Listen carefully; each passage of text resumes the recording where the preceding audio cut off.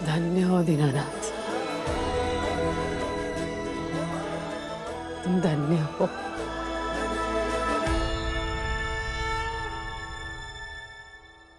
ये क्या किया तुम्हारे दोस्त ने? देखा ना सब, नाश्ता, जहर, पत्रकार, न जाने क्या क्या सोच तुम्हारे दोस्त ने। और विश्वास था कि उसके सामने पुलिस अधिकारी लौट जाएंगे। और सबसे बड़ी बात यह है प्रभु कि तैयारी की थी उसने, पूरी तैयारी के साथ खड़ा था सबके सामने। आखिर है तो तुम्हारा दोस्त, वरना इतना छोटा सा बच्चा कैसे समझ पाता ये सब?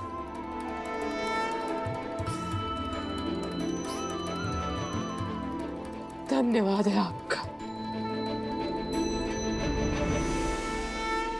पता है ये सब किया तो आपका ही है। मैंने बेटे के लिए जो मन्नत मांगी थी वो पूरी करूंगी। कल उसे लेकर आपके मंदिर आऊंगी। तुम्हारी लड़ाई की वजह से सबका नुकसान हो ये तो ठीक नहीं है बेटा, और इसीलिए मैं चाहती हूँ कि तुम ये लड़ाई ना लड़ो। मन ही मन मेरे जीतने की मन्नत मांग रही थी। माँ का प्यार इस तरह से भी होता है, मुझे पता ही नहीं था आज तक।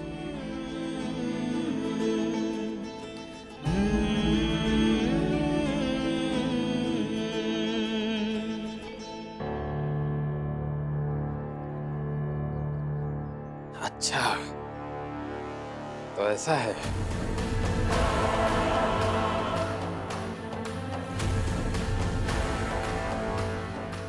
तुम्हारे अंदर कुछ और ही मनशा थी और बाहर कुछ और बोल गई तुम। अंदर कुछ और, बाहर कुछ और, सही? मैंने कहा था कि मैं अटल की लड़ाई में उसका साथ नहीं दूंगी, जो मैंने नहीं दिया है। सच कह रही हूँ, लेकिन अपने बच्चे की सफलता के लिए भगवान से मन्नत मांगना, इसमें तो कुछ गलत नहीं है ना? ठीक है, जो है वो है। मुझे कोई बहस नहीं करनी, मैं तुमसे कुछ कहने आया हूँ। जैसे तुम्हारे साथ हुआ, अंदर कुछ और बाहर कुछ और, वैसे ही मेरे साथ भी हुआ। गुस्से में था मैं तो कुछ मेरे मुंह से निकल गया।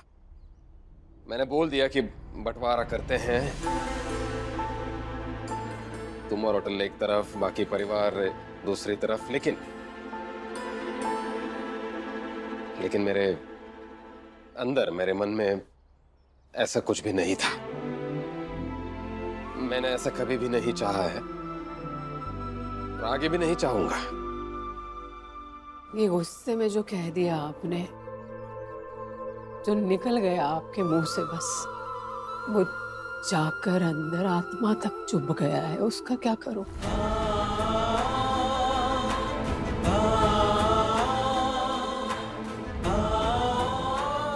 बताइए, 7 फेरे लेते समय 7 जन्मों का वादा किया था, कसमें खाई थी, लेकिन आपको गुस्सा आया तो आपने मेरा हाथ पकड़कर एक जगह मुझे खड़ा कर दिया और कहा, यही संतुलित निर्णय है कि अब से तुम दोनों अलग और हम बाकी परिवार वाले अलग। बंटवारा कर लेते हैं यहाँ।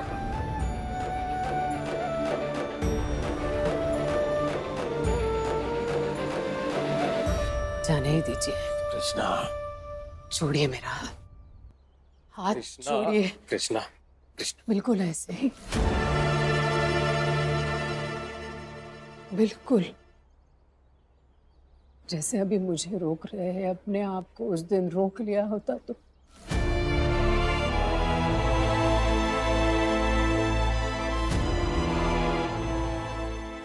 कैसे आए वो बात? आप कहा सपने आपस में मिले जुले थे और आपने तो आंखों का ही बंटवारा कर दिया। कैसे कह पाए आप वो बात? कृष्णा, देखो मैं कह रहा हूं, जो हुआ सो हो गया। भूल जाते हैं इन सब बातों को, ठीक है? अगर ऐसा मैं करती तो आप भूल जाते।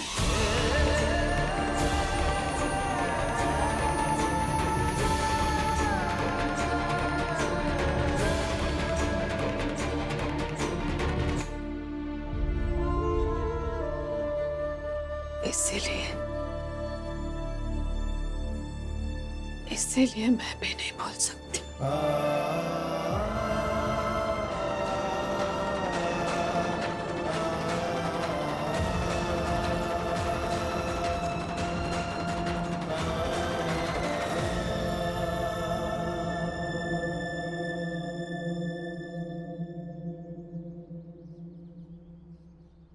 बाबूजी,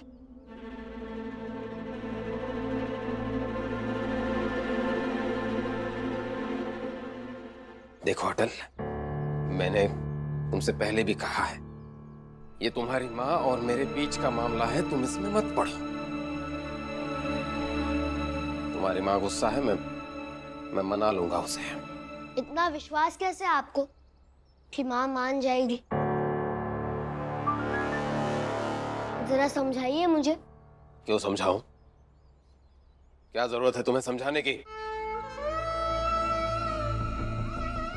क्या तुम्हारी माँ इससे पहले कभी मुझसे ऐसे रूठ के रही है?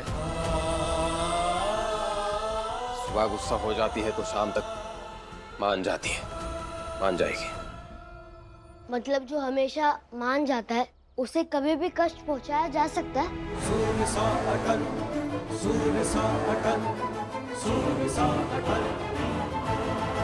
अटल बेटा, तुम्हारी इस बात पे मुझे हमेशा गुस्सा आता है।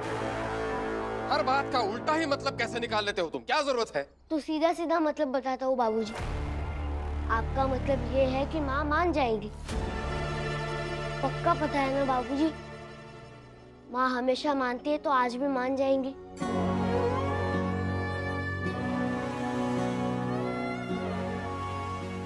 मुझे तो लगता है बेचारी माँ के पास दूसरा कोई विकल्प होगा ही नहीं मानने के सिवा। माँ सोचती होगी मानने के सिवाय और क्या करूं। इसलिए बाबूजी, दबाव डालकर मनाना आसान है, लेकिन अगर सचमुच में मनाना है तो प्यार से ही मनाना होगा।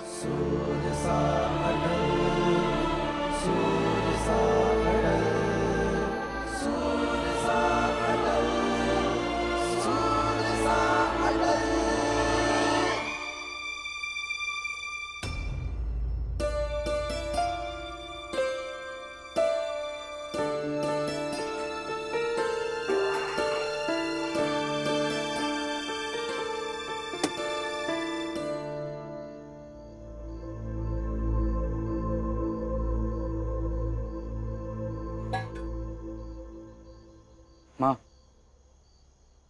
अब जाने दो ना, हो गया ना, खत्म हो गई बात, खत्म हो गई कहानी। अब ऐसे रूठ कर बैठे रहने से क्या होगा? अब आप भी गुस्सा भूल जाइए। सरस्वती, एक काम करो, माँ से आटा लेकर खुद से सबके लिए खाना बना दो, ठीक है? चलो। माँ, अभी आपका बेटा इतना कह रहा है तो मान जाइए, दीजिए। नहीं, कोई जरूरत नहीं है। मुझे हमदर्दी दिखाने की जरूरत नहीं है, मैं खाना बना लूंगी। और दरअसल किसी के मन में मेरे लिए हमदर्दी है ही नहीं, तो रहने दो। माँ, अब रहने दो ना, जिद मत करो, अब बहुत हो गया। क्या बहुत हो गया अवध भैया?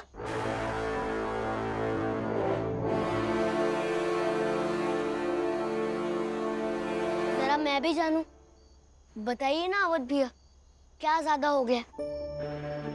आप, मैं, सदा भैया, प्रेम भैया, या फिर कोई भी हो, कुछ भी करे, कितना भी करे, सब जायज है, सब माफ है। माँ नाराज है तो इनकी पीड़ा को समझने के बजाय इनसे सहानुभूति रखने के बजाय आप डांट रहे हैं इन्हें। इन्हें थोड़ी देर और नाराज रहने का हक नहीं है? अटल, जीवन में हर बात को कठिन बना देना ठीक बात नहीं है। तुम्हें अपनी आदत सुधारनी चाहिए। मैंने क्या आदत बिगाड़ी अवध भैया? तुम्हें आदत हो गई है, आदत हो गई है तुम्हें कि तुम हर बात को जहर और बंदूक तक पहुंचा देते हो किसी भी तरह। ये आदत खराब है तुम्हारी। उसी तरह माँ के रूठ जाने वाली बात को बढ़ावा देने की कोई जरूरत नहीं है। बाबूजी ने जो किया सो किया, इतनी भी बड़ी कोई बात नहीं हो गई है। अरे अटल,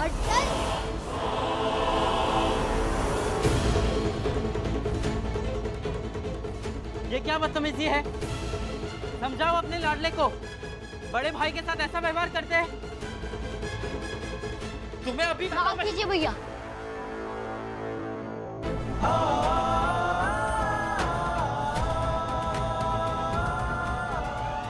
मैंने आपको धक्का क्या मारा? आप तिलमिला गए। बाबूजी ने माँ से बंटवारा करने की बात कह दी। वही माँ और बाबूजी जो वर्षों से साथ है। बाबूजी ने अचानक से माँ को दूर खड़ा कर दिया, तो क्या उस बात से माँ को बुरा नहीं लगेगा? सिर्फ मर्दों को बुरा लग सकता है, औरतों को नहीं लग सकता बुरा?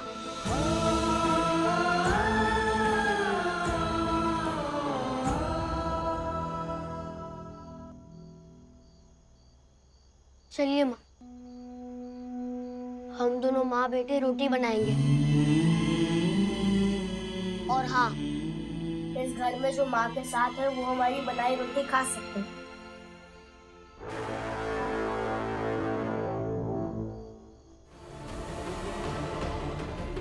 कहाँ? इतनी रात को कहाँ जा रहे हैं?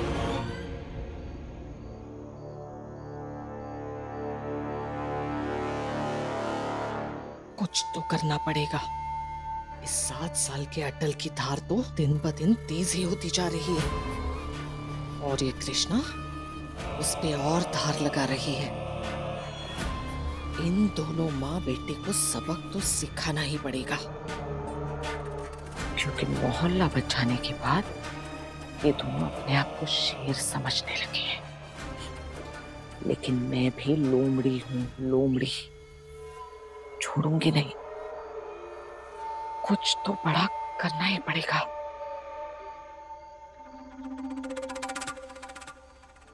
चल मेरे साथ, आजा। देखो सरस्वती, तुमसे थोड़ा काम है। तुम्हारे पास सोने का कोई नाक का छोटा सा जेवर है? देखो, अगर पड़ा है ना तो जल्दी मुझे लाकर दे दो। नाक का जेवर? आप क्या करेंगे उसका? आप पहनेंगी क्या अपने नाक में? क्या कुछ भी बोल रही हो? नहीं, मैं नहीं पहनूंगी नाक में, लेकिन उसी से इस घर के नाक में दम कर दूंगी। सारा खेल बदल दूंगी। देखना, तुम सास बन जाओगी, और तुम्हारी ये जो सास है ना, वो किसी काम की नहीं बचेगी। मैं कुछ समझ नहीं पा रही हूँ। और बुआ जी, हर बार आपकी हर चाल असफल साबित होती आ रही है। आप पर भरोसा करूँ भी या अरे कुछ। ऐन मौके पर कैसी बातें कर रही हो? तुम्हें विश्वास नहीं है? ठीक है, तुम यही रुकना, मैं अभी आती हूँ।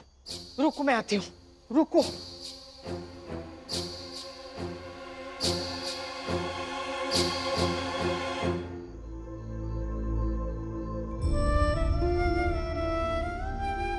जो हुआ वो हुआ, भूल जाते हैं इन सब बातों को, ठीक है? अगर ऐसा मैं करती तो आप भूल जाते। दबाव डालकर मनाना आसान है, लेकिन अगर सचमुच में मनाना है तो प्यार से ही मनाना होगा।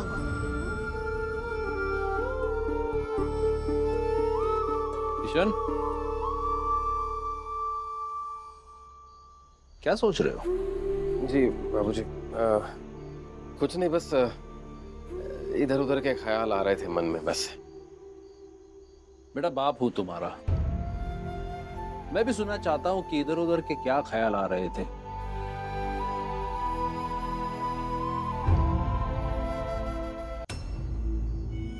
बाबूजी अब आपसे क्या ही छुपाना, कुछ ज्यादा ही बोल दिया मैंने। वो बंटवारे के बारे में वगैरह नहीं बोलना चाहिए था। मैं गया था अटल की माँ से बात करने, कोशिश की मैंने उसे समझाने की। उससे कहा कि जो भी मेरे मुंह से निकल गया वो मैं गुस्से में था इसलिए निकल गया, वैसे सच में मेरे मन में वैसा कुछ नहीं था। लेकिन बेटा सभी मर्दों की यही समस्या है कि उन्हें लगता है कि अपने पत्नियों से जो व्यवहार करते हैं वो सही है, फिर एहसास होता है कि वो गलत हो सकते हैं और उसी भ्रम में सालों गुजार देते हैं। और फिर एक दिन मर्द अपनी पत्नी से कहना चाहता है कि वो भी कभी गलत था, उसे माफ कर दे, अपने पत्नी को मनाना चाहता है, लेकिन तब तक देरी हो जाती है। जैसे मेरी बात स्वीकार करने से पहले तुम्हारी मां इस दुनिया से चली गई। बाबूजी, बेटा जरा सी भी देरी बहुत देरी हो सकती है। मेरी तरह तुम देर मत करो, बहू को मना लो, गलती हुई है स्वीकार कर लो।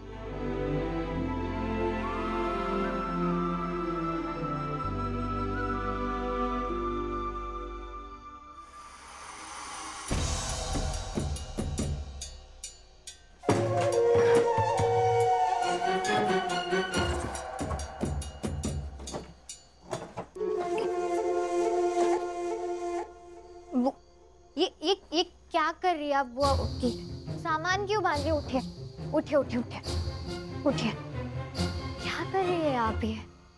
देखो, मैंने मेरा सामान भी बांध लिया है, अब मुझ पर विश्वास करो और मुझे वो जेवर दे दो। देखो, कल सुबह तुम्हारी नाक ऊंची हो जाएगी और अगर नहीं हुई तो मैं ये मेरा सारा सामान लेकर यहाँ से चली जाऊंगी।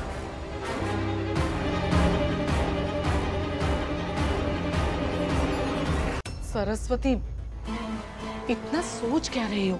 थोड़ा तो विश्वास करो इस बुआ पर। अरे हम औरतों की लड़ाई में वो 7 साल का अटल कितना और क्या समझेगा, और वो कुछ करने जाएगा भी तो क्या ही कर पाएगा। ऐसी कैची चाल चलूंगी ना इस बार कि जब तक वो मेरी चाल काटने की कोशिश करेगा उसकी ही बात कट जाएगी। और तुम तो जानती हो वो तो सिर्फ बातों का महारथी है। तो इधर उसकी बात कटी और उधर उसके हार जाने की दुर्घटना घटी और फिर हमारी जीत की मिठाई बटी, समझे?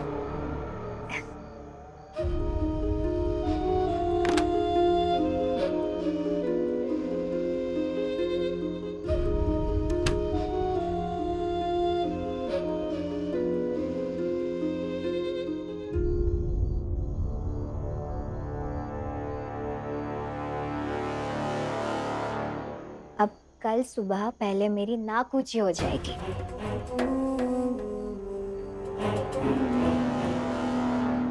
अब बस कल की सुबह होने दो और इन दोनों माँ बेटे को मंदिर में दर्शन के लिए निकलने दो, फिर देखना तमाशा।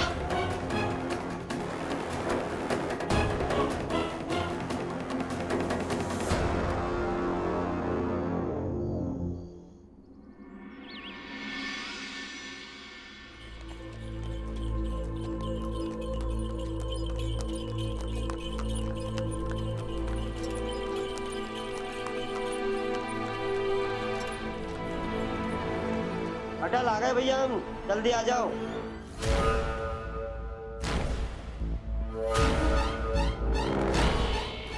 मुझे कुछ तो बताइए ना। कल आप क्या कह रही थी कि सुबह जब अटल और माँ पूजा पाठ के लिए निकलेंगे तब मेरी नाक ऊंची हो जाएगी। पर कैसे हो जाएगी ऊंची, कुछ तो बताइए ना बुआ। बात ये है कि तुम्हारे नाक का जेवर लेकर मैं गई थी टांगे वाले के पास। ये लो, नाक का जेवर है, सोने का है। इसके बदले में तुम्हें हमारे घर के सदस्यों को मंदिर लेकर जाना है। बस जाते हुए रास्ते में कहीं भिड़ा देना उनको, गिर पड़ जाए, टूट फूट जाए, लेकिन ऐसे टकराएं कि वो दिखने में दुर्घटना लगनी चाहिए। बाकी अपने आप को और अपने इस घोड़े को कैसे बचाना है वो तो तुम अच्छे से जानते ही होगे।